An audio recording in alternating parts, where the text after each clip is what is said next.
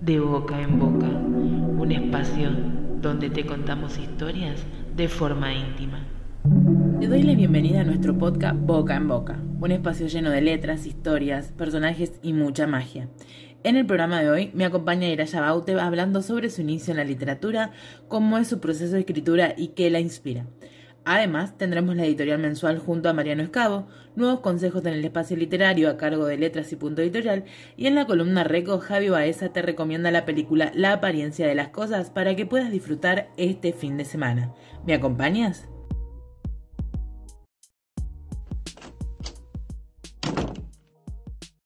Bienvenidos a esta nueva editorial donde nos sumergiremos en el arte de crear, en el proceso de transformarte como escritor o artista y por supuesto en la aventura de conocerte a ti mismo en este trayecto. Hoy quiero que hablemos de algo fundamental, la gestión del tiempo, ese recurso tan limitado y a veces tan esquivo, pero que marca la diferencia entre alcanzar tus metas o sentirte estancado. Porque en un mundo que nos empuja hacia la rapidez y la sobrecarga de estímulos, ¿cómo podemos encontrar el tiempo necesario para lo que verdaderamente importa? Vamos a descubrirlo juntos.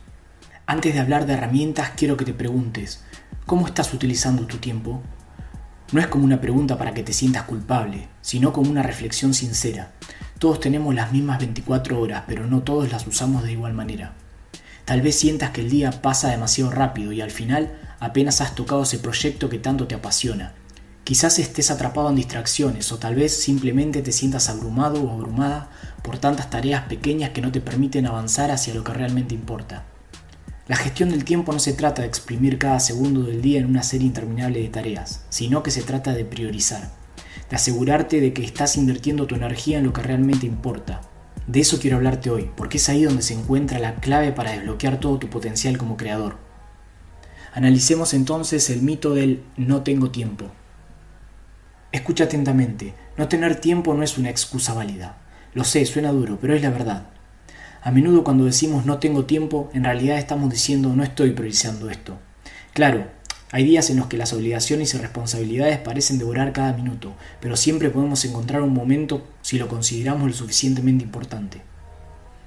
¿Cuánto tiempo pasas mirando contenido aleatorio en las redes sociales, en la TV o en algún canal de streaming? Hay que romper con el mito de que necesitas horas interminables para ser productivo o productiva. Si esperas tener un bloque de 5 horas seguidas para escribir o crear, puede que nunca se encuentres ese momento. En cambio, intenta aprovechar esos pequeños espacios entre las actividades diarias. Quizás te alcance con esos 20 minutos antes de dormir, o esos 30 minutos entre una reunión y otra. El tiempo que tienes es el tiempo que creas. Vayamos ahora a las herramientas prácticas para ganar tu tiempo. Quiero compartir contigo algunas herramientas y métodos que te pueden ayudar a gestionar mejor tu tiempo y hacer que cada minuto que dediques a tu arte cuente. Primero tenemos la técnica de Pomodoro. Seguro que ya has oído hablar de esta técnica. Es simple pero extremadamente eficaz. Consiste en trabajar en una tarea durante 25 minutos sin interrupciones y luego tomar un descanso de 5 minutos. Repite eso 4 veces y luego haz una pausa más larga. El enfoque en periodos cortos de tiempo te mantiene concentrado y lo más importante, evita que te agobies. En segundo lugar, podemos hablar de la regla de los 2 minutos. Si una tarea te lleva menos de 2 minutos, hazla ahora. No la dejes para después. Esto es particularmente útil para eliminar esas pequeñas distracciones que se acumulan y se convierten en obstáculos mucho más grandes. Lo tercero es el bloque de tiempo. Esto consiste en dividir tu día en bloques específicos de tiempo dedicados a ciertas actividades. Por ejemplo, puedes reservar 2 horas por la mañana para escribir, luego 1 hora por la tarde para investigación y otras 2 horas para responder correos o encargarte de tareas administrativas. Al separar tus actividades en bloques definidos, reduces la fatiga de decidir qué hacer a continuación y aumentas obviamente tu productividad. En cuarto lugar, la recomendación es que priorices tus 3 grandes. Cada día antes de comenzar, define 3 tareas importantes que quieras completar. No tienen que ser gigantescas, pero sí deben ser lo suficientemente relevantes como para que, si las terminas, te sientas satisfecho. Al centrarte en estas 3 grandes, te aseguras de que siempre estás avanzando, aunque el resto del día sea caótico. Por último, tenemos que hablar de evitar el famoso multitasking. Aunque a veces sentimos que hacer varias cosas a la vez nos ahorra tiempo, en realidad puede hacernos menos productivos. Está demostrado que el cerebro no puede concentrarse plenamente en más de una tarea a la vez, lo que disminuye la calidad del trabajo y alarga los tiempos. En lugar de hacer varias cosas a medias, enfócate en una sola hasta que la completes. Luego, puedes pasar a la siguiente. Veamos ahora cuáles son los ladrones del tiempo. En este punto quiero que pienses en tus ladrones del tiempo, es decir, aquellas cosas que sin darte cuenta están consumiendo tus horas más valiosas. Puede que sea el tiempo en redes sociales, el exceso de reuniones o incluso la procrastinación. Todos los tenemos, pero lo importante es identificarlos y aprender a controlarlos. Una manera efectiva de hacerlo es llevar un diario de tiempo. Durante una semana, anota cómo estás utilizando cada hora de tu día. Al final de la semana, analiza esos datos y fíjate en los patrones. Te sorprenderá ver cuántas horas se te van en actividades que no te están acercando a tus metas. Por último, quiero resaltar la importancia del descanso, porque no se trata solo de trabajar y trabajar sin parar. La gestión del tiempo también incluye saber cuándo parar. El descanso es crucial para la creatividad. No te sientas culpable por tomar un respiro. En esos momentos de desconexión es cuando muchas veces surgen las mejores ideas. El cerebro necesita esos espacios para recargarse, para procesar todo lo que has hecho y para dejar que las nuevas ideas florezcan. Darte tiempo para ti, para desconectar, no es una pérdida de tiempo, es una inversión en tu proceso creativo. La gestión de tiempo, estimados, no es solo una cuestión de productividad, es una cuestión de darle espacio a lo que realmente te hace vibrar, a lo que te hace sentir vivo. Y si tu arte es lo que te impulsa, entonces debes darle el tiempo que se merece. Recuerda, no se trata de cuánto tiempo tienes, sino de cómo lo usas. Organiza tu día, prioriza lo importante y sobre todo, no olvides disfrutar del proceso. Porque al final del día el camino que recorres hacia tus sueños es tan valioso como el destino. Gracias por acompañarnos en este episodio. Te espero en el próximo, donde seguiremos explorando herramientas y reflexiones para que sigas creciendo como creador o creadora, y obviamente como ser humano. Que seas feliz.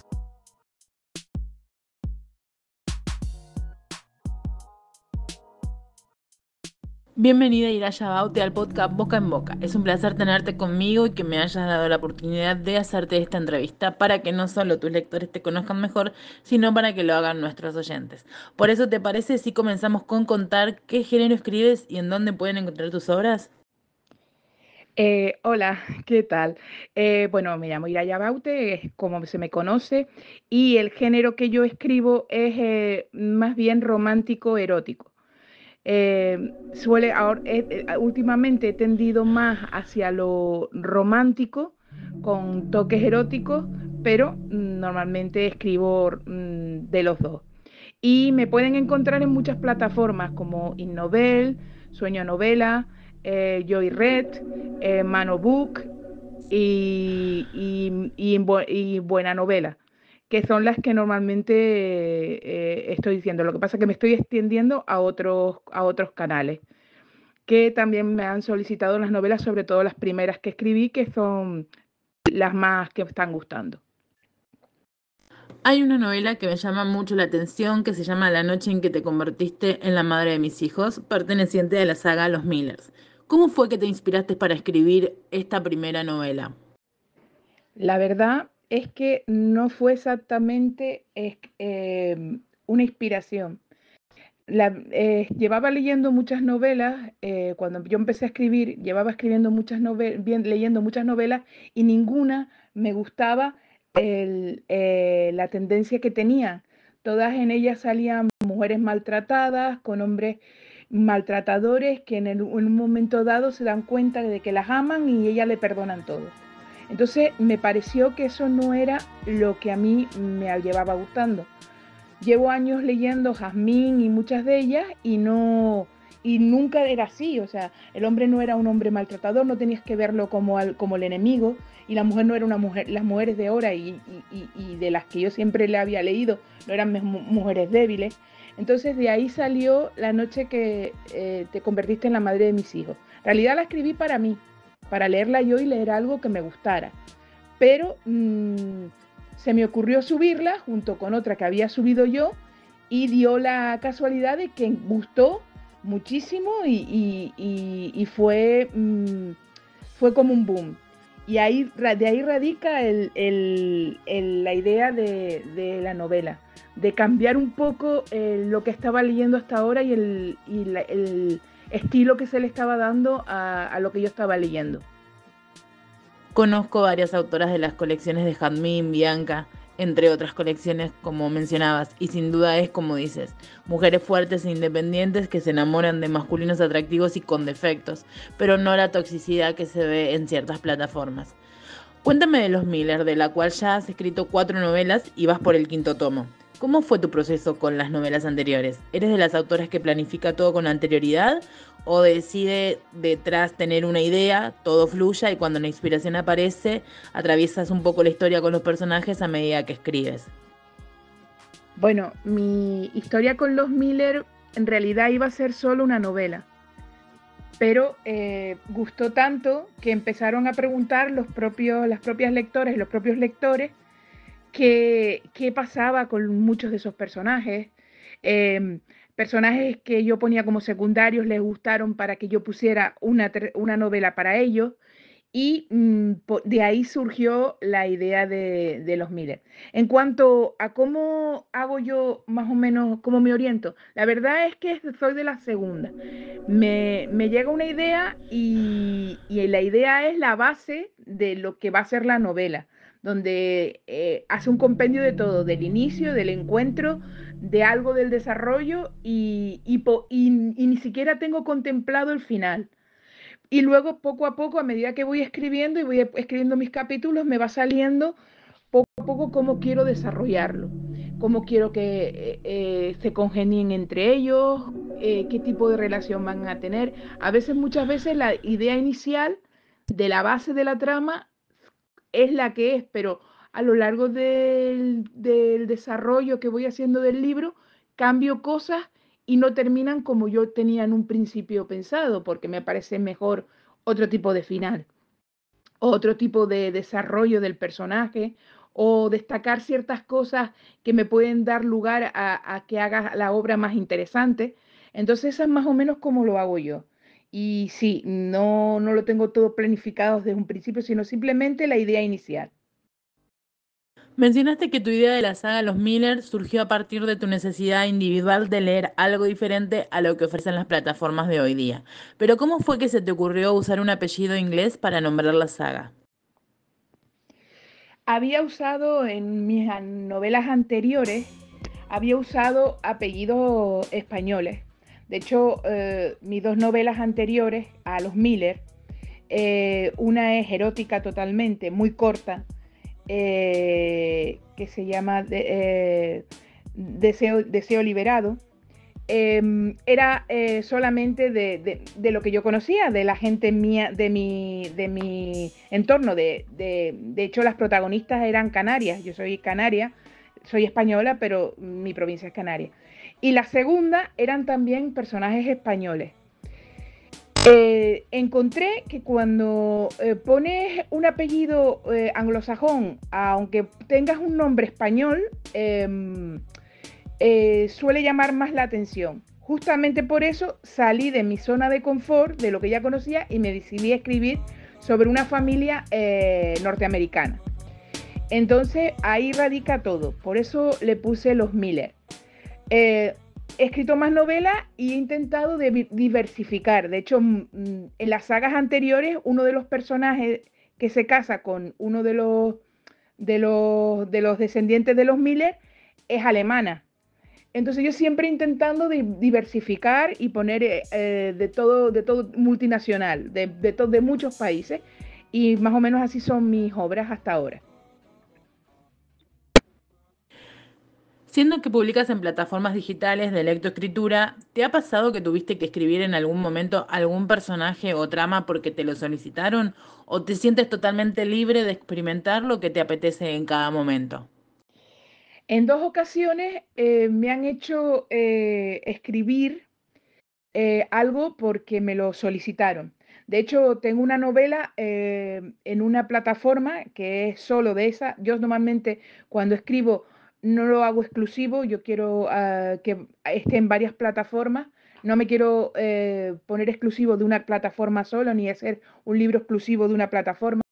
Solamente hice una y la experiencia no me gustó, porque hay mucha exigencia y no te da libertad. Y en otro caso, fue en una novela que yo tenía, que era de hombres lobo, que tengo de hombres lobo, y dio también un boom muy grande. Entonces quisieron alargarla y me solicitaron pues que la extendiera. Contando algo más, de los personajes principales. Pero ahí yo me negué. Yo lo que hice fue contar una historia corta sobre dos personajes de la novela que me gustaron. Y entonces extendí un poquito más la novela para contar una historia corta de esos personajes. Pero no me gustaba que utilizaran, que me dijeran hasta dónde podía yo y qué tenía que hacer o cómo tenía que alargar mi idea inicial. Cuando yo finalicé la novela, esta era la que era, y entonces pues cuido mucho ahora de que me exijan algo o simplemente me niego a hacerlo.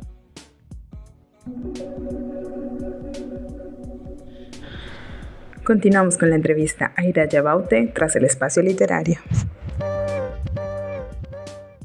Si ya has escuchado los episodios anteriores de este podcast, sabrás que hemos hablado de El viaje del héroe. Y si no es el caso, aquí te dejo un pequeño resumen. El viaje del héroe es un término que se ocupa para englobar una serie de patrones que se repiten una y otra vez en las historias de todo tipo. Es un esquema básico como el que nos enseñan en la escuela: planteamiento, desarrollo y desenlace, aunque tiene muchas más etapas en el proceso para poder llegar y que el protagonista haya evolucionado durante la historia. Este es el método universal al momento de escribir una novela, cuento, incluso una serie televisiva, una película o un guión de teatro. Y para que este tema quede muy claro, hoy vengo a darte ejemplos del viaje del héroe. ¿Qué pasa si te digo que Harry Potter, La Guerra de las Galaxias, Hombres de Negro, Intensamente y El Señor de los Anillos son lo mismo? Probablemente o me digas que estoy loca o entiendas de lo que estoy hablando. Así que comencemos. La primera característica es que todos los protagonistas viven en un mundo ordinario.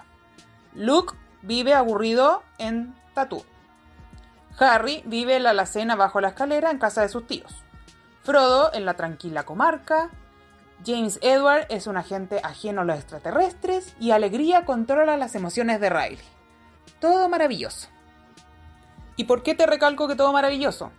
Porque si esa fuera la historia, definitivamente nadie los vería y no serían bestsellers hasta el día de hoy.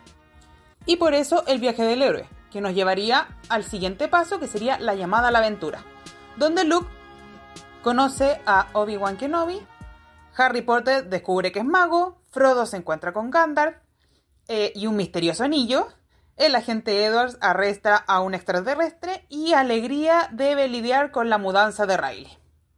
Ahora sí se pone emocionante. Siguiente paso, encuentro con el mentor. Los protagonistas tienen dudas, pero necesitan a alguien al lado que los ayude en el camino. ¿Te queda claro cuáles son ellos, cierto? Yoda, Dumbledore, Gandalf, el agente K y nuestro personaje favorito, Bing Bong. Y aquí es donde comienza la verdadera aventura. El protagonista toma confianza, vamos hacia adelante, pasamos a conocer a los enemigos y también a los amigos que lo acompañan. Y solo diré los nombres y te darás cuenta de quiénes hablo. Han Solo y Chewbacca, Ron y Hermione, Aragorn y Legolas, el agente K o Tristeza. ¿Ves que se van pareciendo mucho estas historias? Y después de esto algo tiene que salir mal. Luke descubre a Darth Vader es su padre. Harry descubre que su padre no era tan bueno como decían. Frodo cae en la trampa de la araña. La Tierra será destruida por el agente J, que no ha logrado detener a los malos, y Alegría caerá en el abismo del olvido. Uf, demasiado suspenso en este momento, ¿cierto? Y cuando creemos que todo está perdido, algo sucede que nos devuelve la esperanza. También la de los protagonistas, decididos a seguir la aventura para lograr el objetivo. Luke consigue los planos de la Estrella de la Muerte, Harry es ayudado por todo Howard, Frodo consigue escapar y llega a la Montaña del Destino, el agente J descubre cómo pretende escapar el extraterrestre y Alegría descubre la importancia de Tristeza. Y ahora sí, hemos llegado al final. Todo es un éxito tanto para el protagonista como para nosotros los lectores, ya que todos somos felices. La Estrella de la Muerte es destruida. Harry muere y resucita destruyendo a Voldemort. Frodo destruye el anillo. El agente J logra derrotar al extraterrestre. junto con la ayuda de K, y Alegría y los demás maduran junto a Riley. En definitiva, todos los protagonistas terminan siendo héroes, convirtiendo al mundo en un lugar mejor. Y aún mejor, ellos han evolucionado en el camino. Y como dicen las historias, colorín colorado, este cuento se ha acabado. ¿Qué otra historia podrías identificar con estas características?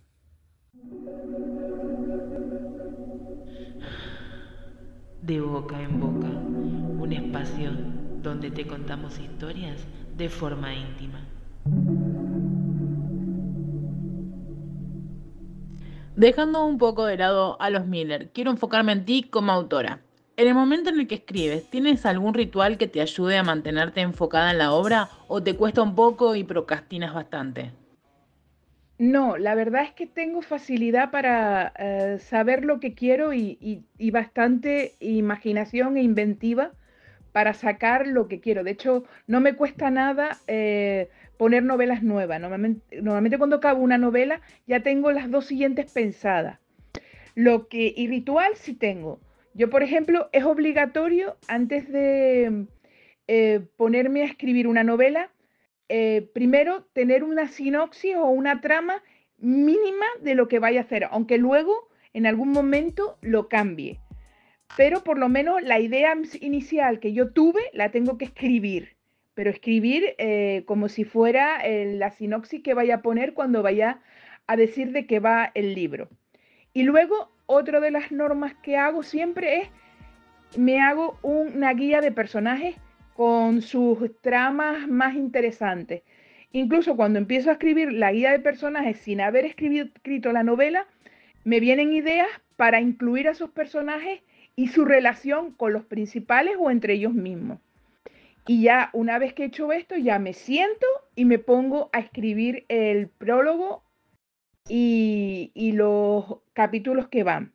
Suelo también poner muchas veces notas de autora porque quiero que mis lectores entiendan algunas partes que a lo mejor para ellos sean difíciles de entender, o si simplemente por lo que quiera que sea me voy a retardar en escribir los próximos capítulos y entonces quiero que ellos lo tengan contemplado. Y hablando sobre el proceso de escritura, ¿qué recurso gratuito sugieres a otros autores para que utilicen en su proceso de creación? Ya sea cuando están escribiendo o a la hora que tengan que publicar o incluso en el momento de promocionar su obra. Yo, por ejemplo, uso mucho las redes sociales y me creo a mí misma las promociones. Por ejemplo, yo utilizo mucho el Adobe Express para crear mis carátulas. Y está la parte gratuita, hay una parte gratuita de ese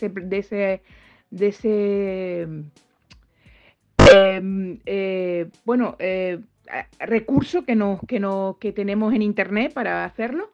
Y en cuanto a la forma de escribir, pues mira, yo normalmente hago un procesador de texto y me van viniendo las ideas. Lo que sí utilizo para no, intento ser muy fiel a lo que escribo, es muchas veces recurro al internet, pues para si tengo que ponerle un nombre alemán o un nombre tal, pues que sea un nombre alemán. Si tiene que ser una ciudad, pues por lo menos que la ciudad tenga, si es un edificio, pues sea la calle o estas cosas. Utilizo mucho documentarme en internet y desde luego pues la promoción. Para eso Facebook, también utilizo Instagram y alguna vez me creé un canal de YouTube donde pongo pequeños vídeos que van con la novela y así es como lo hago. Son recursos gratuitos que lo tenemos ahí y los puedes utilizar. Hoy día está en auge los Bookstagrammer, los libros viajeros, grupos de lectores y lectura, entre muchas otras herramientas que contamos en el mundo digital. En tu caso, ¿cómo fomentas la interacción con tus lectores en línea? Bueno, una de las cosas que he hecho, por ejemplo, es en casi todas las plataformas tienes una opción de que los lectores te manden mensajes y tú se los puedas responder. Pero también he hecho, no con, por ejemplo, con la saga de los Miller, porque tuve un caso de plagio y entonces tuve que retirarlo de una plataforma gratuita que es Wattpad, que yo la suelo usar porque también tengo lectoras que no tienen la posibilidad de estar en plataformas de pago. Entonces, pues muchas novelas, el primer año que las pongo en Wattpad y allí las dejo un año, año y pico. A veces pues la dejo más y en esa plataforma también tengo capacidad de interactuar con ellos porque te da la posibilidad de mandarles mensajes, de que ellos te los manden a ti. También, como te dije, tengo el Instagram de escritora, donde yo mismo subo mis novelas, las promociono y los lectores que están interesados pues me piden los links o me piden algo sobre la novela para informarse. Es lo que normalmente suelo hacer. Ocurre más en Facebook que en Instagram, pero es la manera más rápida de contactarte con los lectores. Aparte de que estoy en varios grupos de Facebook de lectores y escritores y promociones para promocionar mis obras y si quieren interesarse por mí. Si algo nos caracteriza a los escritores es nuestra pasión por la escritura, y en ese campo no solo podemos experimentarlo de forma individual, sino haciendo colaboraciones con otros actores o incluso publicando en antologías. En tu caso, ¿has experimentado alguna de estas facetas? He estado en dos grupos de escritores de WhatsApp, donde más o menos pues nos hablamos y comentamos nuestras ideas y incluso nos ayudamos a promocionar nuestras obras.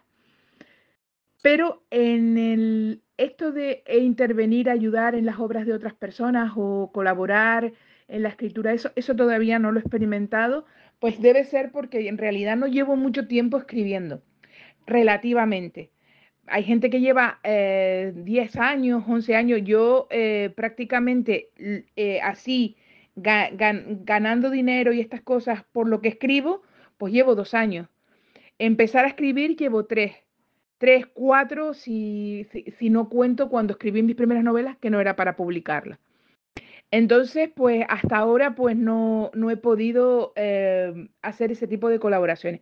Sí, ya te digo, estar en grupos de WhatsApp donde pues nos interesamos en las promociones, colaboramos entre nosotros por saber qué tipo de plataforma ayuda más o da mejores pagos a la hora de porque lean tus obras, em, promocionar lo que tenemos, etcétera. Continuamos con la entrevista a Ira Yabaute tras la columna Reco. Hoy les recomiendo La apariencia de las cosas. Es una película basada en el libro de Elizabeth Bluntgate. Trata sobre una restauradora que vive junto a su esposo y su hija. Y en la nueva casa en la que viven empiezan a sentir cosas. Y un día encuentra una Biblia con un árbol genealógico, en el cual irá viendo y descubriendo la historia de la familia que vivía anteriormente. Es una película que la podrán encontrar en Netflix. Espero que les guste.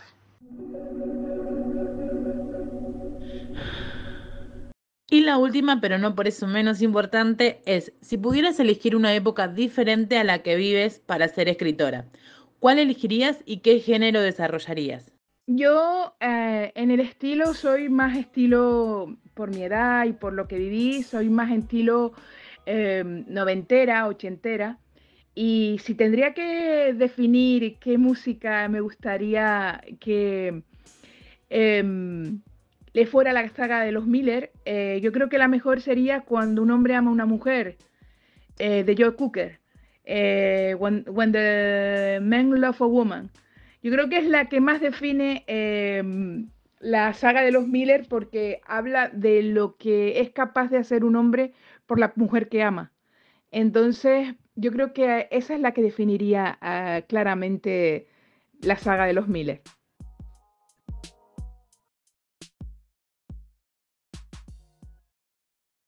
Llegamos a la sección random, mi favorita. 2 preguntas aleatorias para conocer a Iraya detrás de la escritora. Y la primera tiene que ver con otro arte que es muy bonito, la música.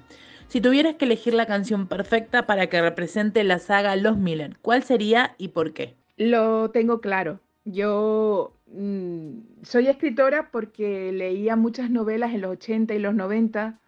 Era mi pasión y de hecho mis padres me tiraron muchas novelas porque decían, o sea, yo las compraba y ellos los terminaban tirando.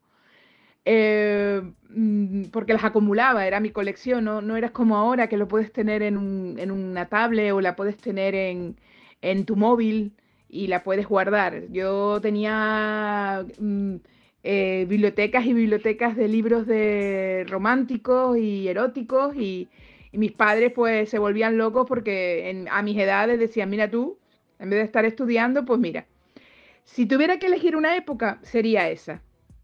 Porque teníamos de todo y había de todo y la gente disfrutaba y no lo veía, era muy normal ver una mujer con un libro romántico en las manos y no era mal visto ni nada de esto. Mis abuelas y muchas de mis tías vivieron desde los 60 con ese tipo de cosas. Entonces, yo creo que sí, que serían esas épocas. Yo creo que me quedaría con los 80 o los 90. Hemos finalizado la entrevista. Iraya, ha sido un placer tenerte este rato compartiendo tus obras, tu forma de escribir y conocerte más a fondo. Estoy segura que tendrás más lectores a partir de ahora.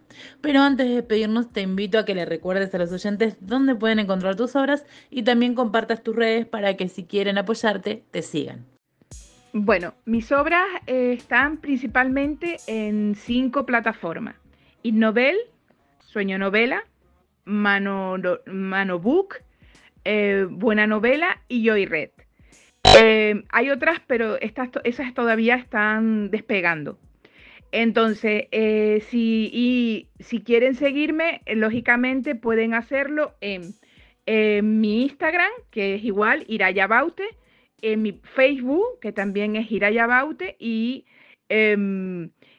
también tengo un canal de YouTube, pero ese no lo tengo todavía no lo cultivo mucho porque no da mucho, es Iraya Baute, novelas eróticas, y espero que me sigan y que les haya gustado conocerme.